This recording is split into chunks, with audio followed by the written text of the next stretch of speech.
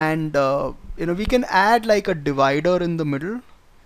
Yeah, we'll take a separator, and yeah, let's just separate these guys. So here, and yeah, let's do one thing. Let's just get these guys on top. So flakes and flake intensity, flake size. Let's get the flake size on top. Density and intensity. Okay, and then here we'll have a separator for this. Okay, so if I apply and accept, then so that's a little better. So it's kind of like broken up, which is easier to make out. So there you go. So that's the basic thing. Now, as a final thing, just to just on a similar but slightly different topic, is with each one of these, you'll see that that you have this empty thing called component label. Now, this is a very nice way to export like a custom render pass for this. So if I was to name these guys something, so let's just call this as base, okay, and we'll call this as flakes, and this one let's call it clear or something.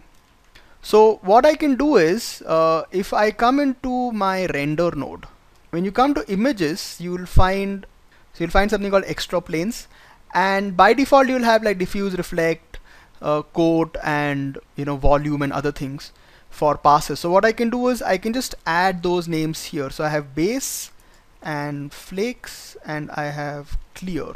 And then what I can do is over here I'll say add an extra image plane and click there, and we take combined lighting per component.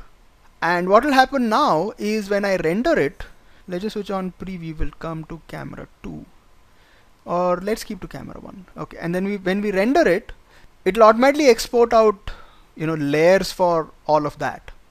So which, if you want to save it to an EXR file or something like that, it gives you a much better control. So if I click here, then you'll see that's your diffuse, which is the ground and these guys, and then we have reflection, which is my steel.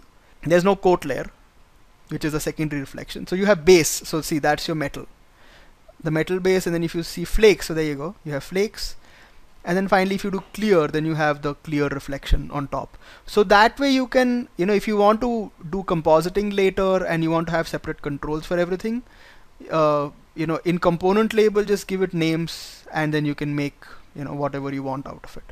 So that's basically it. So this was what I wanted to go through in this was just to kind of give you an idea of how flexible we Mantra can get